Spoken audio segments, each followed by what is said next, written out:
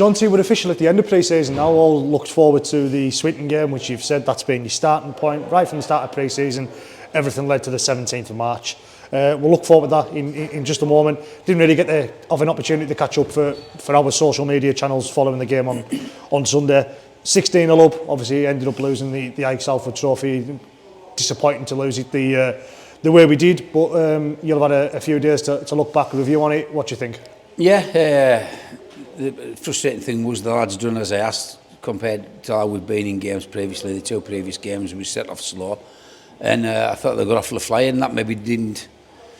They maybe put themselves in a bit of comfort zone when they shouldn't have been. At 16 minutes or 18 minutes, it was 16-0, and I would hate to think they've took their eye off the ball. There was no penalties up the lane, there was no errors.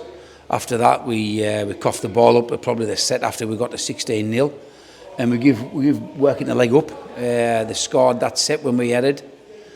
And then we didn't complete another set and they scored again. And then obviously Joey got sin-binned and they got 3 tries while Joey was off.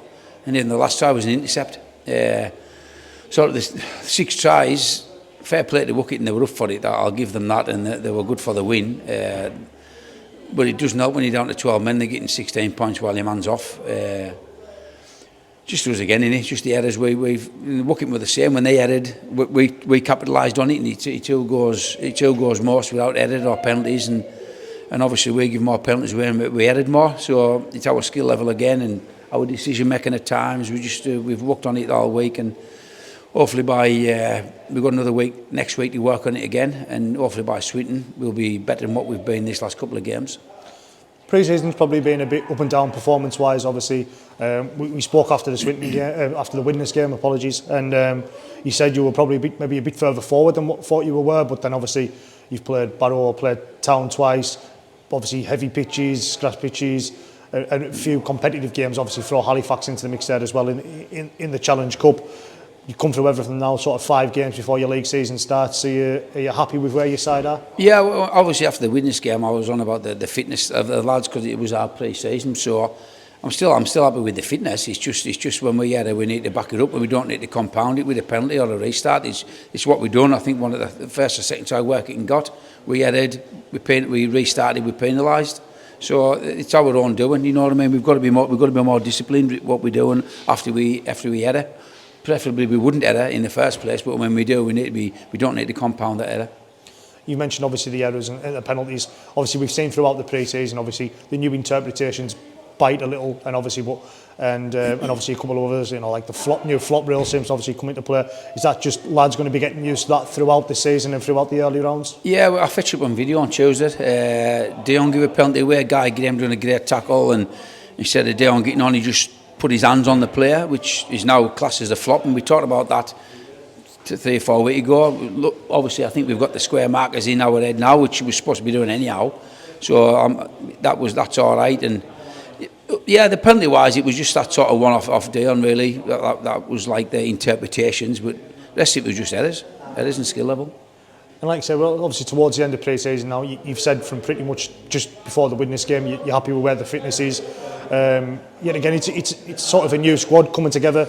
Obviously, you've had injuries throughout the games, which means players probably haven't had some of the game time that you've wanted, and obviously Dalton wasn't getting the game time that you wanted, and such things like that. Him coming in slightly later. So is it going to be sort of coming in now? You've got sort of another couple of weeks heading into that Swinton game to just try and tweak them little things, them top maybe 1-2%. Yeah, it is, and it's down to the injuries as well. What we're going to be going into Swinton with. Obviously, we haven't got the biggest squad. And we've got a couple of lads who haven't trained this week. Will Evans, Connor Alder still isn't training. Callum Phillips still isn't training. Cus, Pez, who's been long term, them too. But Mazo's probably not going to be fit for the Swinton game. So we're down like 5 or 6 names there, and that's getting us still 17, 18, possibly 19 players. So we was fit against the Swinton game comes on, they'll probably playing. Like you said, obviously we'll speak more about the Swinton game obviously next week once we're a bit closer. But like you said, the side that's picked up a few good victories, picked one up against Widnes in the 1895, beat Oldham. Obviously we were many a tipping to sort of dominate League One in the Challenge Cup. Alan Kilshaw seems to have gone on there and done a pretty good job. Yeah, he's just carried on from where they were at last year. Really, they're a workman-like side. They do the basics really well. I watched them against Oldham, and they didn't do a great deal of fancy rugby. They just do the basics really well. They kick well, the chase is good, they defend well, but they get through the sets well. As you know, on top of all that, where at the moment we're dealing against Workington with the errors and stuff like. So when the games we've played, it's been when you're in among set for set and getting a fair share of the ball, we've been all right. It's when we haven't been doing that. So Swinton's one of them teams that if we aren't good with the ball, that they will punish you. And obviously, Swinton game is the start of 4 consecutive home games to start your season. Unprecedented, really, for any side to start with 4 games at home. How important is it that you get a good start and to try and, like I said, I know we don't want to talk about it too much, but try and avoid obviously what ended up being obviously last season a really tight battle. Yeah, it's massive, mate. If more games you lose at home, more away games you got to win, and we've done that a couple of times last year at likes of York and Sheffield. But we've got to be strong at home. We've got to make teams come here and work hard for everything. You know what I mean? If we come off that field against Swinton, we've give everything and we've done everything right, and Swinton beat us, fair shout. But if we don't compete like we're supposed to and don't get that win, I won't be very happy. But we've got to make it really hard for teams coming to White, Evan.